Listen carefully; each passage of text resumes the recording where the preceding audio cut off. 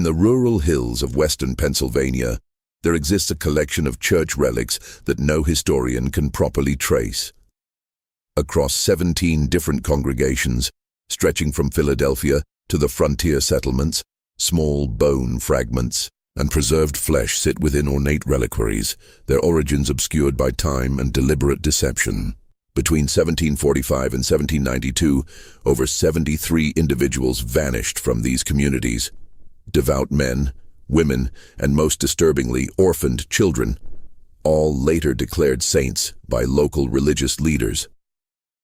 What few know is that a sealed record in the Philadelphia Historical Society contains the testimonies of 3 witnesses who discovered the truth. The Whitmore Family workshop, where human bodies were processed into holy relics for nearly 5 decades. The manuscript has remained sealed for centuries at the request of the churches involved.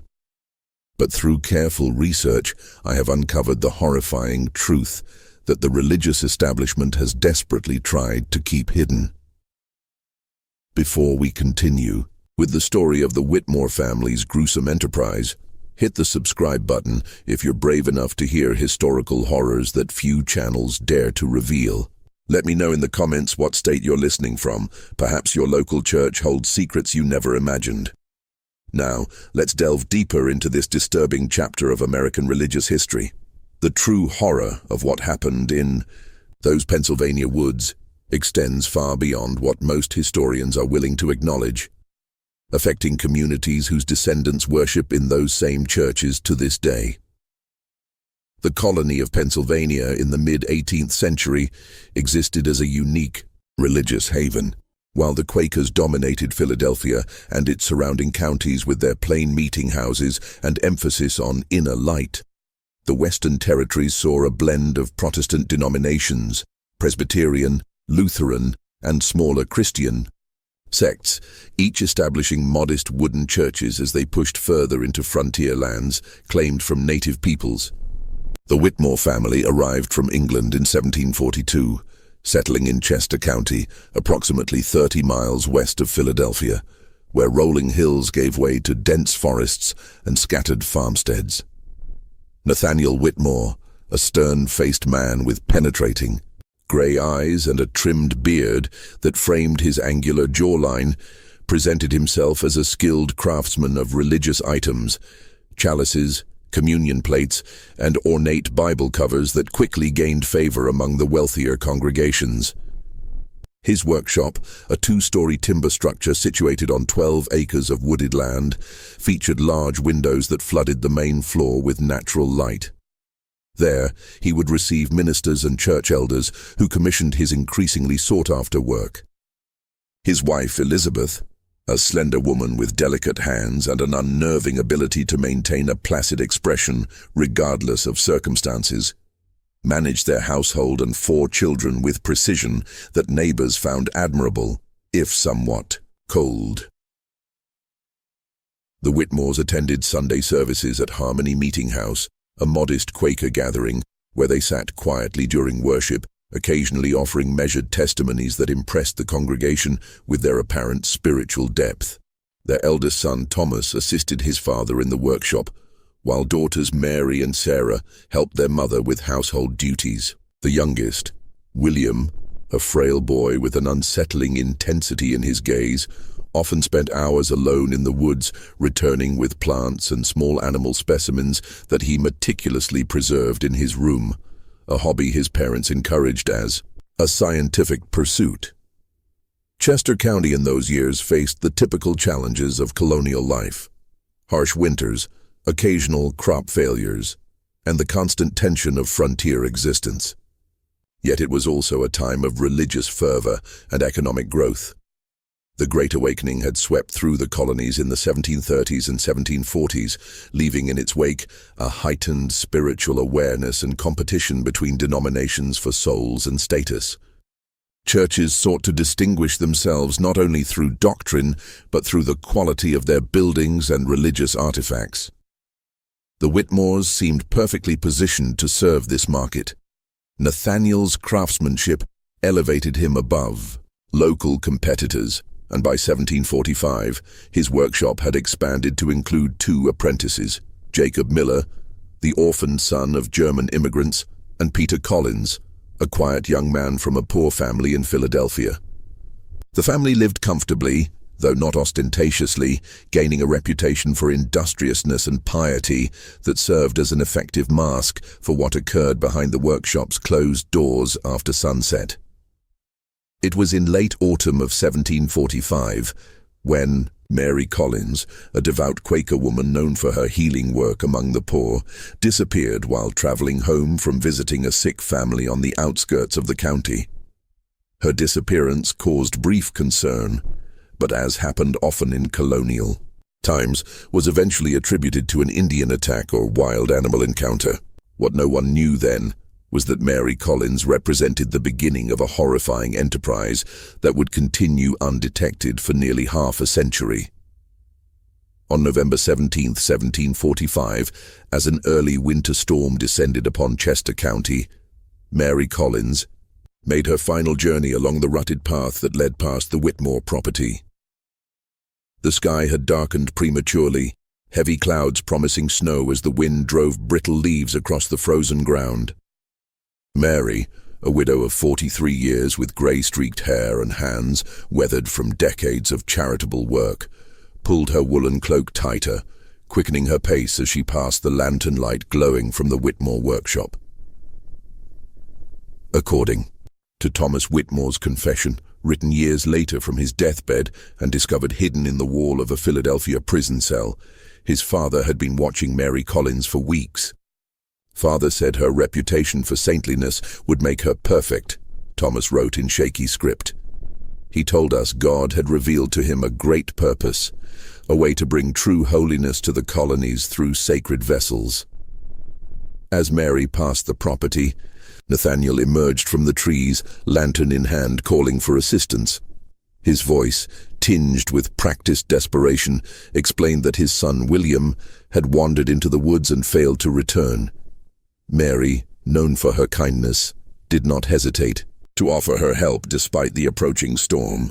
She followed Nathaniel deeper into the property, away from the road, and toward a small clearing where the workshop's rear entrance stood partially concealed by a stand of pine trees. I watched from the window as Father led her inside. Thomas's confession continued. Mother had prepared the back room with canvas cloths covering the floor. I didn't understand yet what they intended. I was 16 and believed when they spoke of creating sacred relics, they meant crafting representations, not. The handwriting here became illegible, as if the writer's hand had trembled too violently to form coherent letters. What happened in that back room remained mercifully undetailed in Thomas's account, but the aftermath was described with disturbing precision. Mary Collins's body was methodically processed over the following 3 days. Nathaniel, who had studied preservation techniques from medical texts brought from England, taught his eldest son how to treat human tissue with a mixture of salt, herbs, and other substances to prevent decay. Elizabeth Whitmore sewed small pouches of varying sizes from black velvet, each embroidered with golden religious symbols. Father said we were doing God's work, Thomas wrote. He said the Protestant churches of America lacked the sacred relics that gave the Catholic Church its power, and that we would provide what was needed to elevate true worship in the colonies. I believed him then. God forgive me, I believed him. 2 weeks after Mary Collins' disappearance, Nathaniel Whitmore traveled to Philadelphia, carrying several ornate wooden boxes of his own crafting. He returned with more commissions than ever before and a considerable sum of money. At the next Quaker meeting, he spoke movingly about the loss of our dear friend Mary and suggested a special memorial service be held. During this service, he presented the meeting house with an exquisitely crafted altar box, explaining that he had made it in Mary's honor. What the congregation did not know was that sealed within a hidden compartment of that box was a small piece of Mary Collins herself, the first of what would become hundreds of sacred relics distributed throughout the colonies over the following decades. The winter of 1745 passed into spring, and with the thaw came rumors from Philadelphia, whispers of miraculous healings attributed to a holy relic held by a small Episcopal church in the city. The rector there claimed that a fragment of bone from an unknown 18th century saint had cured 3 parishioners of their ailments. The bone had been acquired, he said, from a European dealer through a local craftsman. That craftsman was Nathaniel Whitmore. By 1750, the Whitmore family's business had expanded considerably. Their workshop had doubled in size, now employing 5 apprentices who crafted the visible products, the ornate boxes, chalices, and religious items that served as the family's public face. None of these young men were permitted access to the cellar rooms beneath the workshop, where the true business of the Whitmores took place. The family had also constructed a new home, a substantial 2-story structure of stone and timber that stood as testament to their growing wealth. The disappearance of Mary Collins had long faded from local memory, replaced by occasional reports of other missing persons, a visiting preacher here, a devout elderly woman there, typically individuals without strong family connections, whose absences could be explained away by the dangers of colonial travel or the ever-convenient Indian troubles along the frontier. What changed in this period was the Whitmores' method of selecting their victims. Mother developed what she called the discernment. Sarah Whitmore wrote in a journal discovered in 1823 during the demolition of the family's abandoned home. She could identify those whose bodies would produce the most powerful relics. She claimed God spoke to her, revealing which souls were destined for sainthood after death. This chilling rationalization allowed the family to see their actions not as murder, but as a divine calling. They were merely helping these chosen individuals achieve their heavenly purpose earlier than nature intended. The Whitmores had also refined their approach to creating and distributing the relics. Nathaniel established connections with church leaders throughout Pennsylvania, New Jersey, and as far south as Virginia. These relationships were carefully cultivated through donations, exceptional craftsmanship, and the strategic sharing of confidential information about European religious artifacts becoming available through his supposed overseas connections. Father told them that the Catholic Church in Europe had hoarded sacred power for centuries. Thomas's confession explained. He convinced these Protestant ministers that acquiring relics quietly, discreetly, would bring the same power to their congregations without embracing Catholic doctrine. His arguments were especially effective with ambitious church leaders seeking to grow their flocks. The family's operation expanded to include a network of collaborators, mostly unwitting, who would report back on the miracles occurring in churches possessing Whitmore-provided relics. These accounts would then be shared with other potential buyers, creating demand that commanded increasingly higher prices. Nathaniel instructed church leaders to keep the relics' existence secret from the general congregation, presenting them as a sacred trust known only to church elders, a strategy that limited exposure while enhancing the perceived value of these objects. What none of their customers knew was that the ancient European saints' relics they purchased at such dear cost were created in the Whitmore cellar from the bodies of their own neighbors and countrymen. In the spring of 1753, a physician from Lancaster named Dr. Samuel Winters began asking uncomfortable questions after examining a healing relic at the request of a patient who claimed to have been cured by touching it. His careful inspection revealed that the preserved tissue could not possibly be as old as claimed, and the preservation methods appeared inconsistent with European techniques. Before he could pursue his investigation further, Dr. Winters disappeared while traveling between Lancaster and Philadelphia. His body was never found, but a small wooden case containing what was claimed to be the finger bone of a 12th century healer appeared in a Presbyterian church in New York the following month. The years passed, and the pattern continued. The Whitmore children grew into the family business with varying degrees of enthusiasm. Thomas, the eldest, became his father's primary assistant, while William, the youngest and most disturbing of the siblings, developed a particular talent for the preservation process, experimenting with techniques that allowed for the creation of more convincing relics. The daughters, Mary and Sarah, managed the financial aspects and correspondence, maintaining the family's respectable facade while laundering the considerable profits through legitimate business ventures. The American colonies moved toward revolution, and with the political upheaval came new opportunities for the Whitmores. The disruption of trade with England created a shortage of religious items, positioning their workshop as one of the few reliable sources for churches throughout the colonies.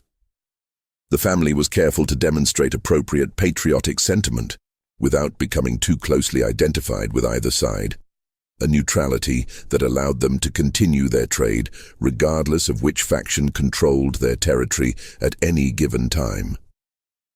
As the Revolutionary War approached its conclusion, a disturbing new chapter in the Whitmore family business began, one that would eventually lead to their downfall.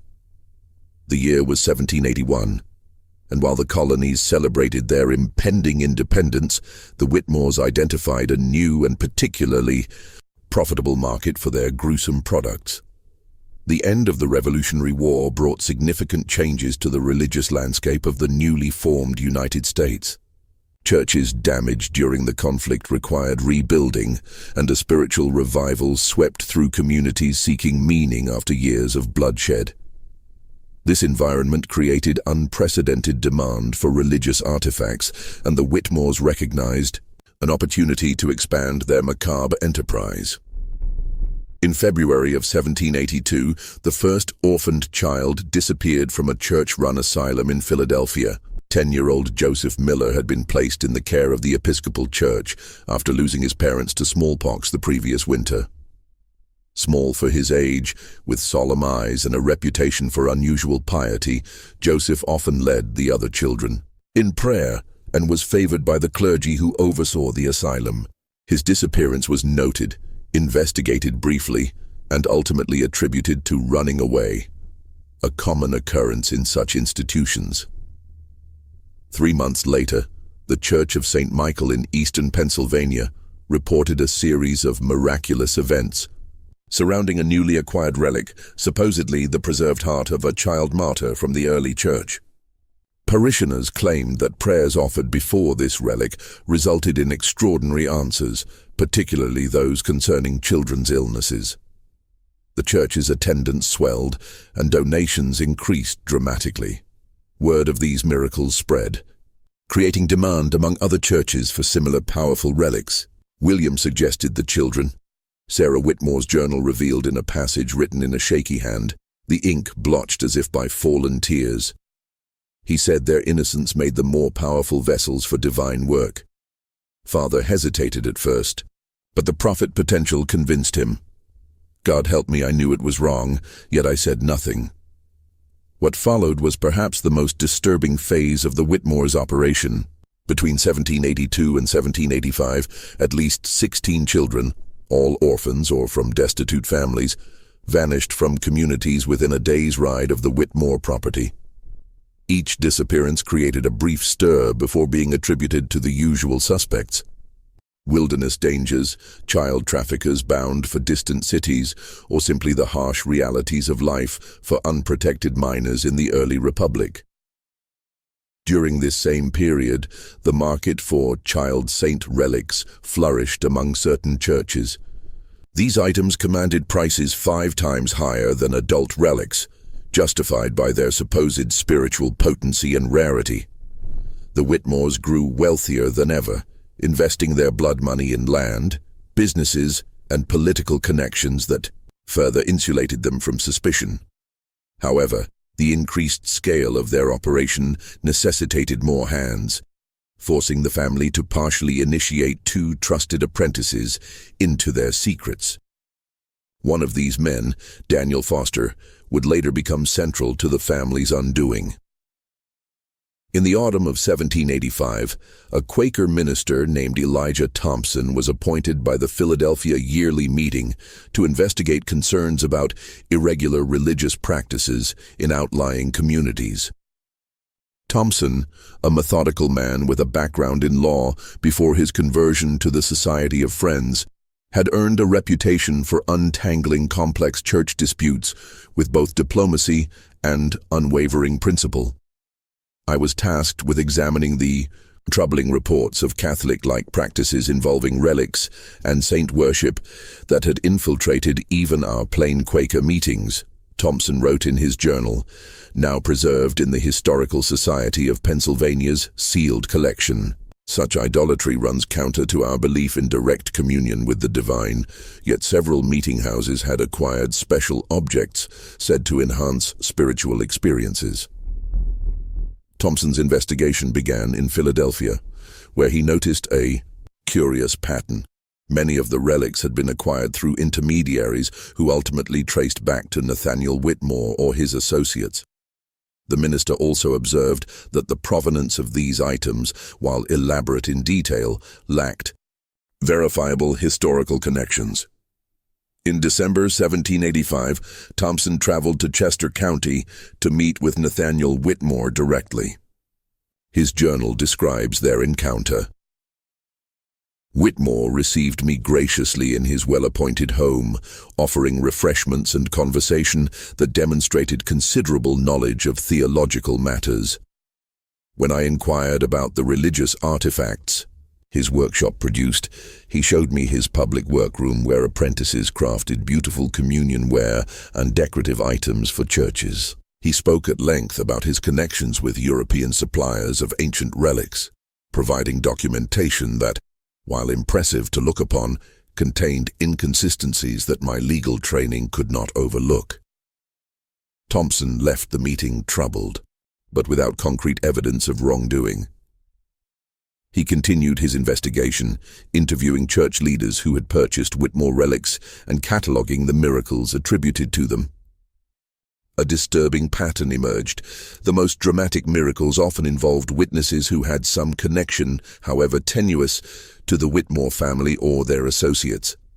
I began to suspect a deliberate scheme to manufacture not only the relics themselves but the miracles attributed to them, Thompson wrote.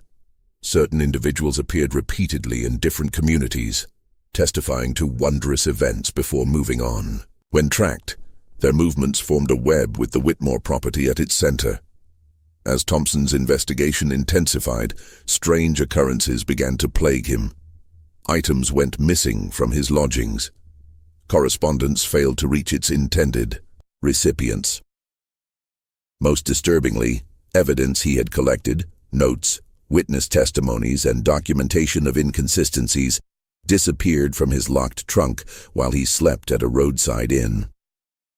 In February 1786, Thompson returned to Philadelphia to present his findings to the yearly meeting committee that had commissioned his investigation. The night before his presentation, he attended a dinner at the home of a respected Quaker elder.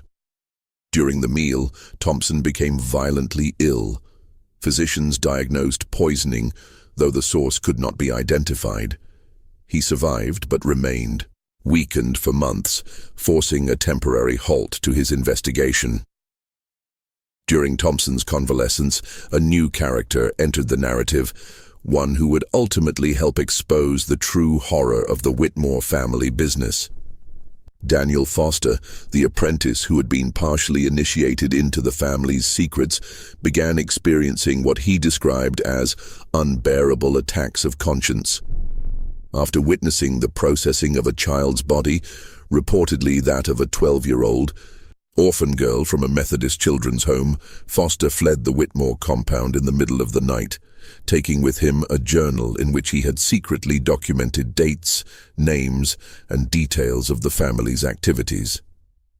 Foster made his way to Philadelphia, where after weeks of gathering courage, he approached Elijah Thompson with his testimony. The Quaker minister, still recovering from his poisoning, listened in horror to Foster's account. The young man shook violently as he spoke, Thompson recorded. He described a cellar chamber beneath the Whitmore workshop where bodies were suspended from hooks like butchered animals, bodily fluids draining into collection vessels. He spoke of specialized tools for removing bone, muscle, and organs with minimal damage, and of preservation techniques involving salt, alcohol, and herbs that allowed human tissue to maintain a lifelike appearance for months or years. Most disturbing was Foster's description of the family's demeanor during these activities: calm, methodical, even reverent, as if performing sacred rites rather than desecrating human remains. He reported that Nathaniel and Elizabeth Whitmore regularly led prayers before and after these processing sessions, thanking God for choosing these vessels for his divine purpose and asking blessing upon those who would receive the sacred gifts created from the bodies. Armed with Foster's testimony and journal, Thompson prepared to take action. However, before he could present this evidence to authorities, a devastating fire destroyed his Philadelphia residence, claiming all of Foster's documentation. The apprentice himself vanished the following day, his fate unknown, until partial remains identified by unique boot buckles were discovered in the Delaware River 3 weeks later. Undeterred, Thompson continued his investigation with even greater caution, no longer keeping written records and sharing information only with his most trusted associates. He developed an elaborate system of coded messages and multiple informants, slowly rebuilding his case against the Whitmore family. By late 1786, Thompson had connected at least 27 disappearances to the Whitmore operation and identified 9 churches that unknowingly housed human remains disguised as sacred relics. What he still lacked was physical evidence that would convince skeptical authorities to move against a family that had, by then, cultivated powerful connections throughout Pennsylvania society. The opportunity to obtain such evidence came from an unexpected source, Sarah Whitmore herself. The winter of 1787 brought unusually heavy snows to Pennsylvania, isolating the Whitmore compound for weeks at a time.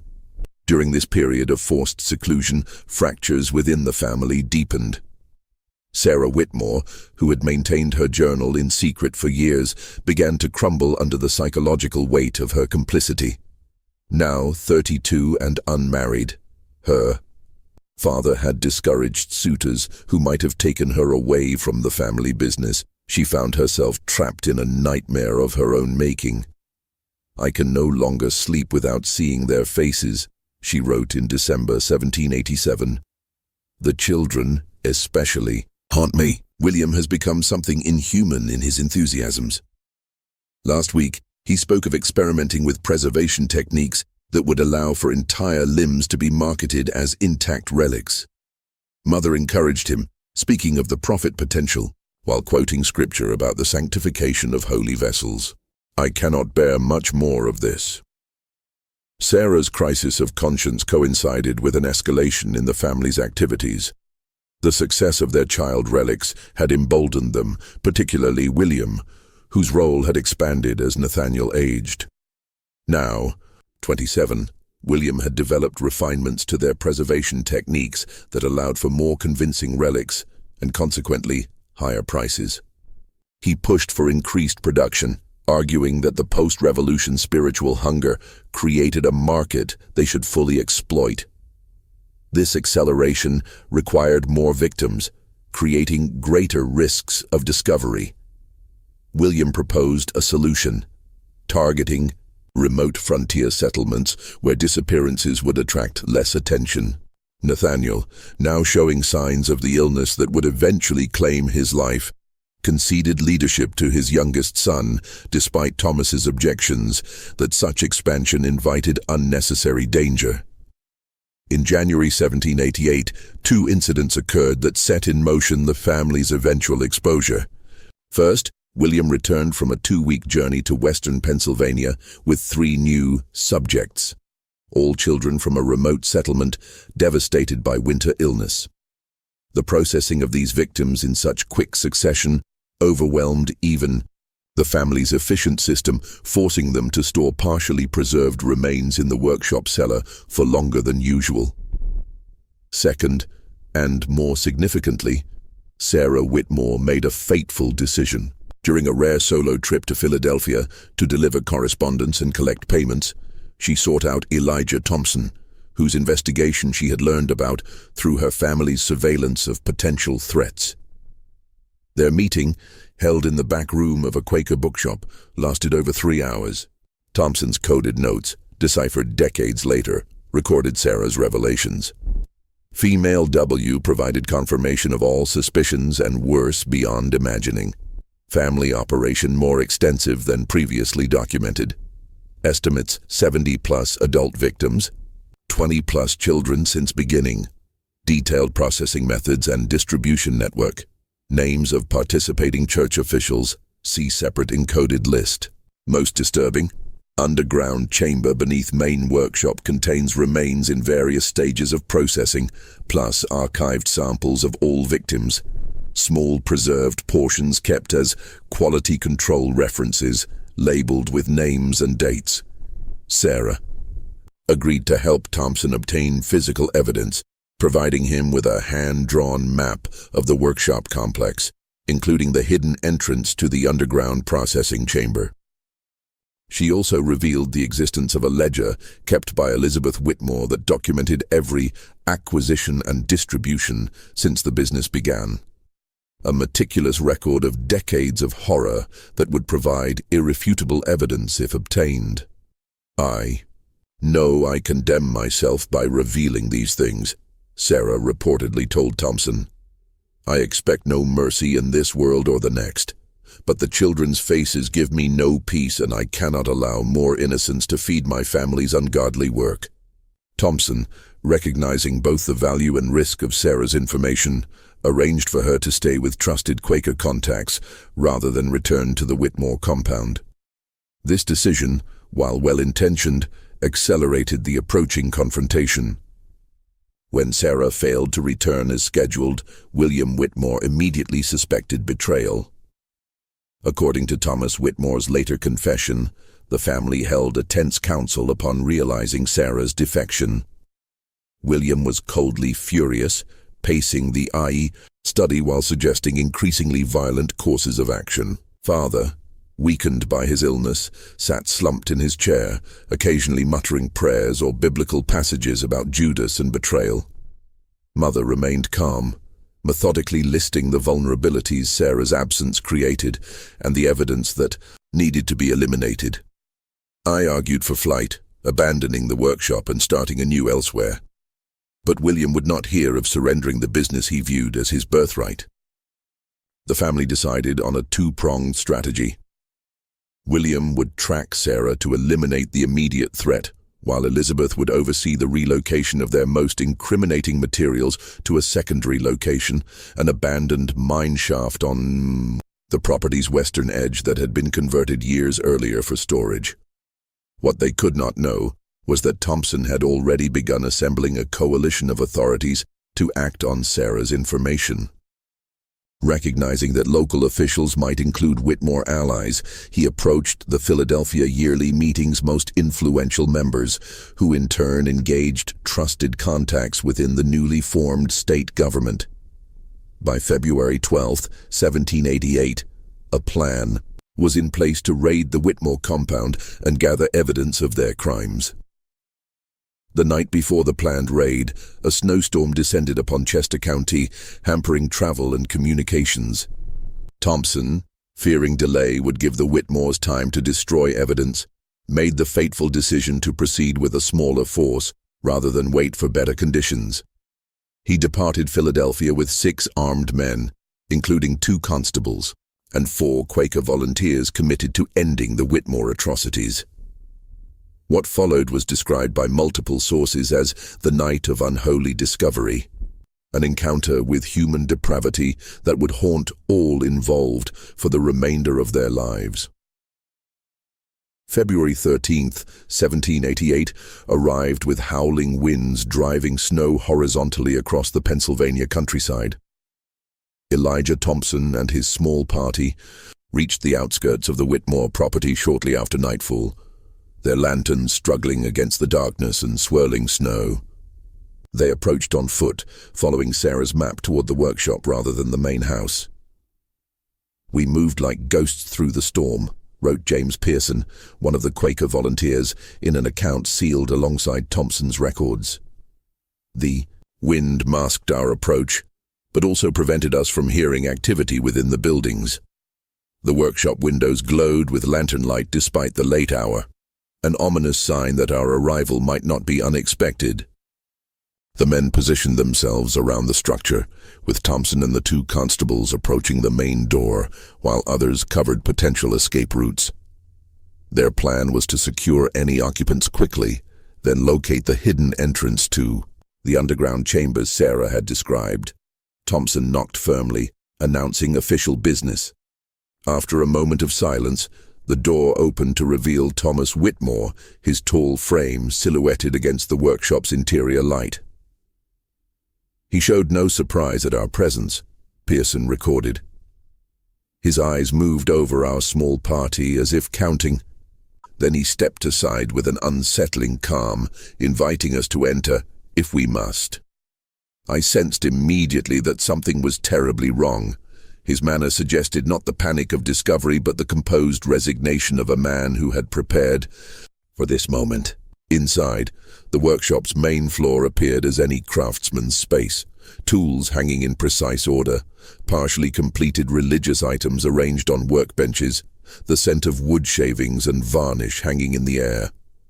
Thomas stood with hands clasped before him, responding to Thompson's direct questions with monosyllabic answers, while his eyes continually drifted toward a large cabinet against the far wall. Following this gaze, Constable William Bradford moved toward the cabinet, finding it unlocked. Inside, rather than tools or supplies, he discovered a black velvet pouch containing what appeared to be a preserved human finger. Upon this discovery, Thomas Whitmore's demeanor changed, Bradford later testified. He sank to his knees, muttering what sounded like prayers or confessions. When questioned about other family members, he revealed that his father lay ill in the main house, while his mother and brother William had departed hours earlier, with several large trunks heading west toward the property's edge. Thompson immediately dispatched 2 men to intercept Elizabeth and William, while he and the remaining party pressed Thomas to reveal the entrance to the underground chamber. After initial resistance, Thomas led them to a workbench that, when slid aside, exposed a trapdoor set into the workshop floor. "The smell that rose from that opening struck us like a physical blow," Pearson wrote. "A miasma of chemical preservatives, mixed with the unmistakable stench of human decay." Thomas lit a lantern and led us down narrow wooden stairs into darkness that seemed to swallow the light. What we found below exceeds my ability to describe without compromising my soul's peace. Yet the truth must be recorded no matter how abhorrent. The underground chamber extended beneath both the workshop and beyond, a series of rooms carved from the earth and reinforced with timber supports. The first space contained workbenches similar to those above, but the implements laid upon them were clearly designed for surgical precision rather than woodworking. Glass containers of various sizes held liquids whose purposes the men dared not contemplate. A large drain in the center of the stone floor led to a system of channels that disappeared into the walls. Everything was meticulously organized, Bradford reported. Notebooks containing detailed procedures sat beside surgical instruments arranged by size and purpose.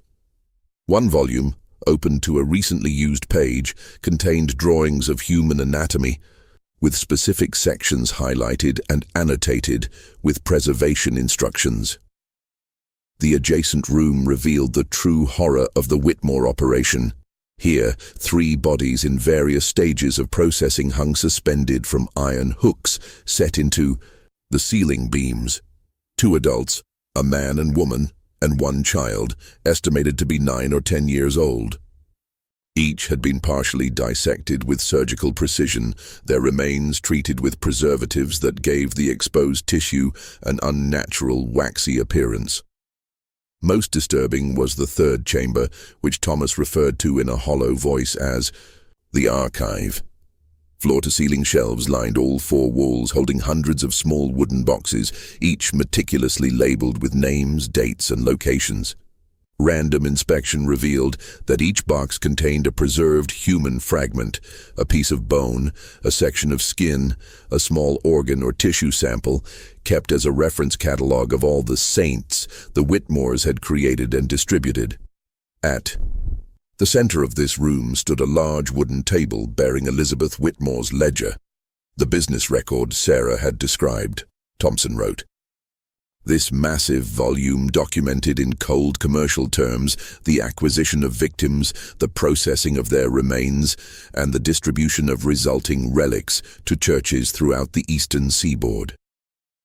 Each entry included the price paid, the church receiving the items and notes on the fabricated provenance provided to the purchasers. Thomas Whitmore, now seemingly resigned to his fate, revealed that the operation had processed 79 adults and 22 children since its inception in 1745. The family had supplied relics to over 40 churches across 7 states, generating wealth that had been carefully laundered through legitimate businesses and landholdings.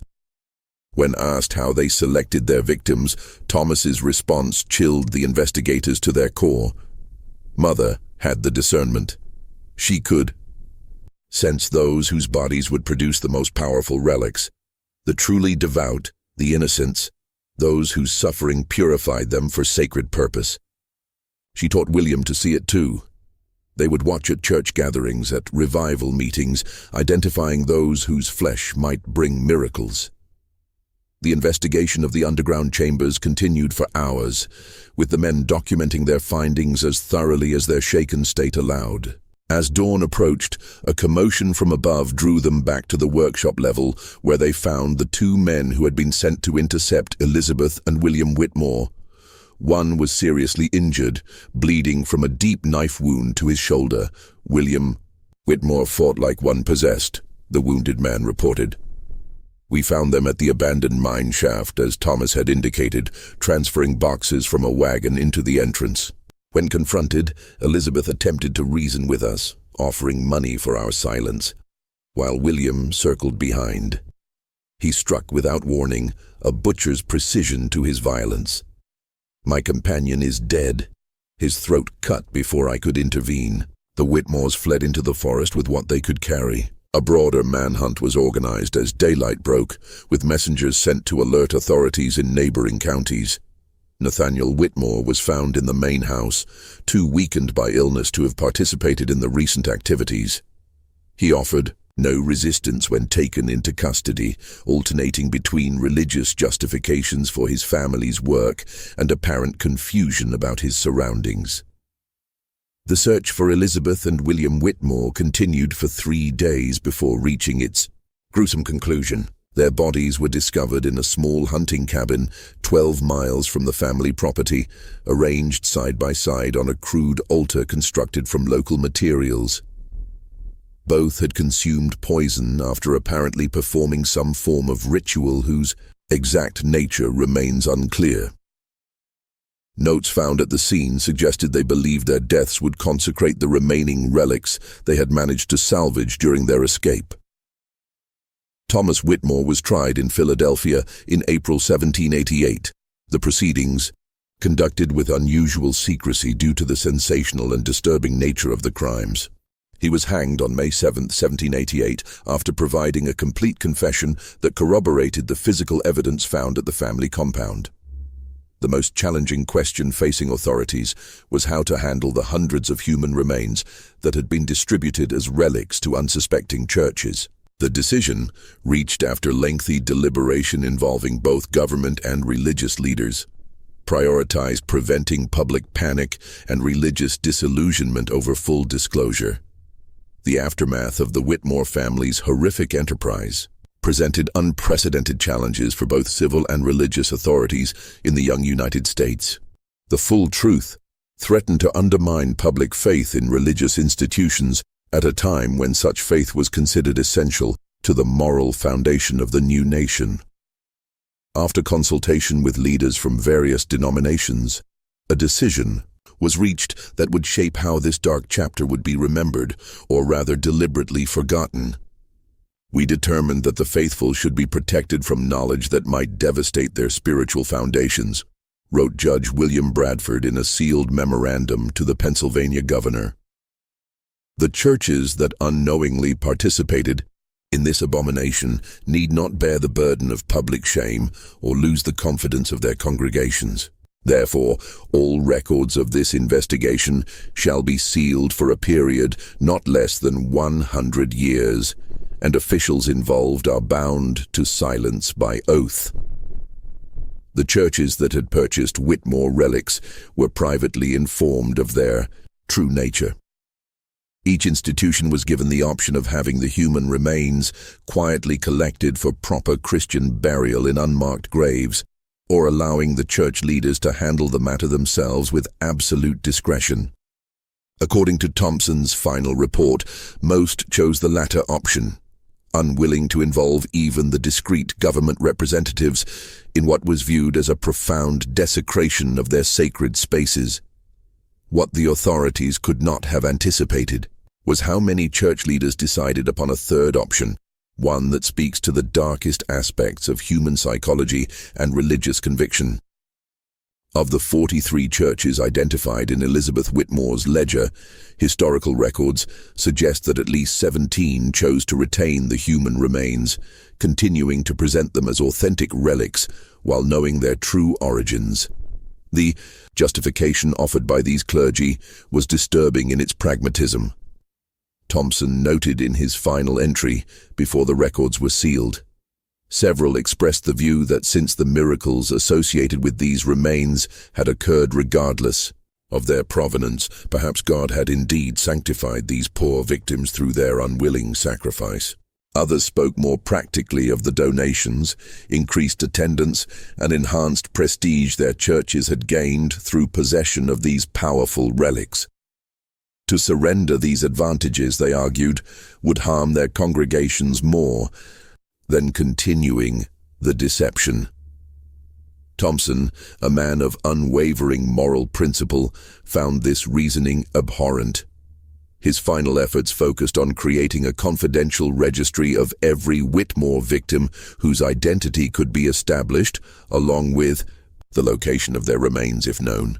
This document, intended to ensure that these individuals would not be completely erased from history, was included in the sealed records with instructions that it be used to provide proper memorialization when the truth could finally be acknowledged.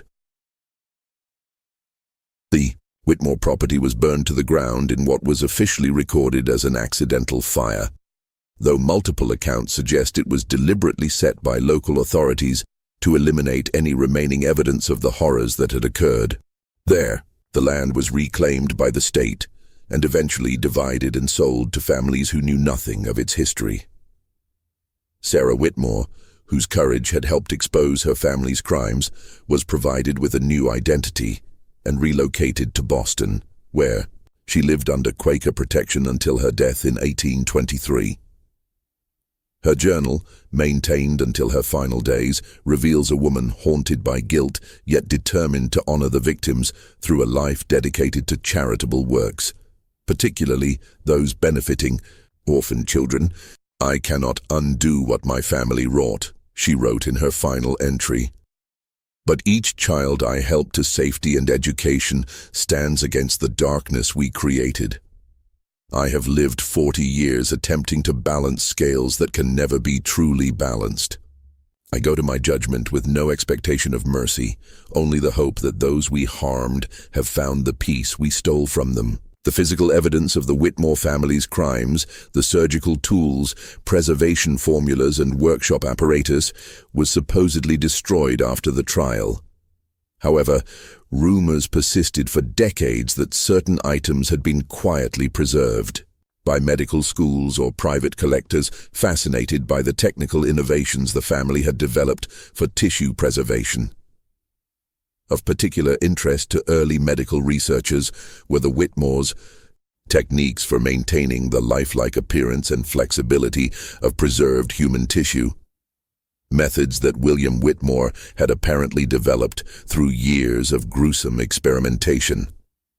Several early 19th century medical texts contain oblique references to preservation processes that bear striking similarities to those described in the Whitmore case records, though never with direct attribution to their true source. The story of the Whitmore family might have remained completely buried were it not for a courthouse fire in Philadelphia in 1879. As water-damaged documents were removed for restoration, several sealed packets from the 1788 case were mistakenly included with regular court records being processed. A clerk discovered portions of Thomas Whitmore's confession and alerted his superiors, who quickly resealed the documents. However, rumors of their content circulated among courthouse employees, eventually reaching a reporter for the Philadelphia Inquirer. The resulting investigation produced a sensationalized account that, while containing numerous inaccuracies, brought the basic outline of the Whitmore crimes into public knowledge for the first time. The article, published on November 17, 1879, exactly 134 years after Mary Collins became the family's first victim, created a brief sensation before being denounced by religious leaders as lurid fiction and anti-religious slander. Without access to the sealed records, the reporter could not substantiate his claims, and the story was eventually retracted under pressure from influential church leaders. By this time, most of the churches that had knowingly retained Whitmore relics had either disposed of them as older clergy died and were replaced, or had incorporated them so completely into church tradition that their origins were forgotten even by the institutions themselves. The physical evidence of the family's crimes had been scattered to unmarked graves, private collections, and church reliquaries where they remained, their true nature known only to a dwindling few. In 1923, during renovations to the Pennsylvania Historical Society building, workers discovered a hidden compartment behind a bookshelf containing the complete sealed records of the Whitmore case, apparently placed there by Elijah Thompson himself as insurance against the official records being destroyed. The Society's director, recognizing the historical significance of the documents, made the controversial decision to preserve them while maintaining their confidentiality. They were catalogued under an innocuous title and restricted to qualified researchers who obtained special permission. It was through this carefully controlled access that historians began to piece together the true scope of the Whitmore family's operation and its lasting impact on American religious practice. The most disturbing aspect of these later investigations was the confirmation that human remains processed by the Whitmores continued to exist in church collections well into the 20th century, with some possibly remaining to the present day. Survey conducted discreetly in 1967 identified 11 churches across the eastern United States that still possessed objects matching descriptions in the Whitmore ledger, though most current church leaders were unaware of their origins. When approached with evidence of their true nature, reactions ranged from horrified cooperation to outright denial and refusal to investigate further. The Harmony Meeting House where the Whitmores once worshipped still stands, though the congregation disbanded in the early 1800s. The simple stone building was repurposed as a community gathering place, then a schoolhouse, before being abandoned in the 1930s. Local residents report an unusual reluctance to approach the building after dark, with many claiming to experience a profound sense of unease when passing the property. Whether this represents the power of suggestion from local legends or something more difficult to explain remains a matter of perspective. Perhaps the most disturbing legacy of the Whitmore family lies not in the physical remains of their victims, but in the psychological impact of their deception. The notion that objects of devotion, handled with reverence and believed to channel divine power, could actually be the products of serial murder creates a profound cognitive dissonance for those confronting this history. It raises uncomfortable questions about the nature of faith, the power of belief, and the human capacity for self-deception in service of desired outcomes. If you've been captivated by this dark chapter of American religious history, take a moment to like this video and subscribe to our channel.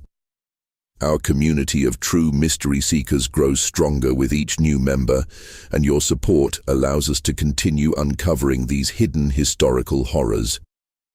What other secrets might be hiding in your local church's history? Share your thoughts in the comments below.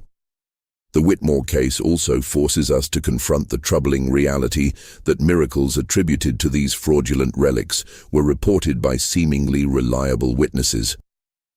Contemporary accounts describe healings, visions, and other phenomena experienced by individuals with no connection to the Whitmore conspiracy and no apparent motive to fabricate such claims.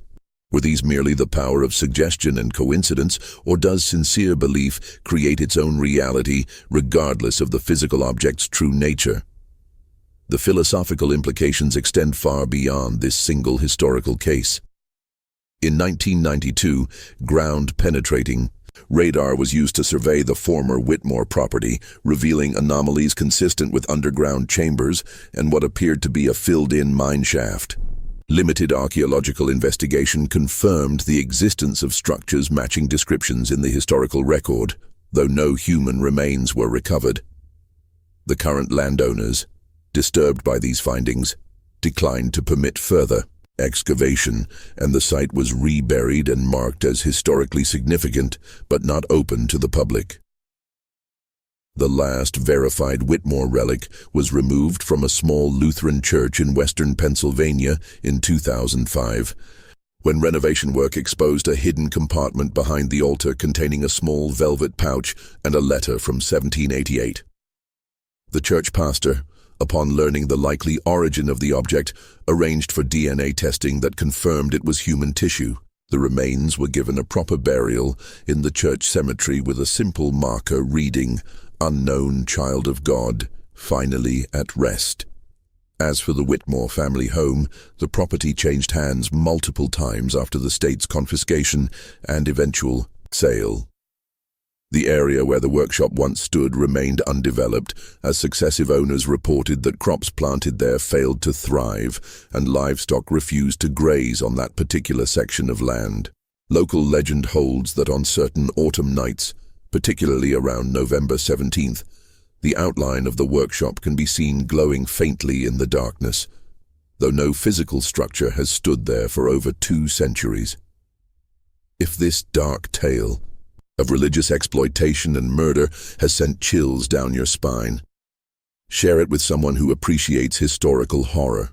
Hit the like button to support our ongoing exploration of America's hidden terrors, and subscribe to never miss our future investigations into the shadows of our nation's past. What sinister secrets might be hiding in your community's history? Leave your thoughts in the comments below. The most enduring legacy of the Whitmore case may be the questions it raises about how we construct and maintain historical narratives. The deliberate suppression of this story by both governmental and religious authorities demonstrates how uncomfortable truths can be systematically erased from public memory when they threaten established institutions or cherished beliefs. It stands as a reminder that what we know as history often represents not the complete truth of the past, but rather the version of events that powerful interests have allowed to survive. For the victims of the Whitmore family, the devout men and women whose bodies were violated after death, and especially the innocent children whose lives were cut short to feed this macabre enterprise, perhaps the greatest injustice is not just their murder, but the erasure of their stories. They died twice, first at the hands of their killers, and then again when their identities were deliberately obscured to protect institutional reputations. As we conclude this dark chapter of American religious history, we should remember that, somewhere in eastern Pennsylvania, unmarked graves hold the partial remains of those who unwillingly became saints through the Whitmores' terrible enterprise. Other fragments of these same individuals may still rest in church reliquaries, venerated by the faithful who remain unaware of their true origins. The physical separation of these remains serves as a powerful metaphor for how history itself becomes fragmented. Pieces preserved here, portions hidden there, the complete truth never fully assembled. The next time you enter an old church and see a relic on display, perhaps you'll wonder about its true provenance. In that moment of questioning, you pay tribute to those whose stories were nearly lost to history's deliberate forgetting. For in remembering the Whitmore family's victims, we assert that no institutional reputation is more valuable than the truth, no matter how disturbing that truth may be. This mystery shows us the darkest aspects of human nature, disguised as spiritual devotion. What do you think of this story? Do you believe everything was revealed, or are there church relics still hiding dark secrets? Leave your comment below.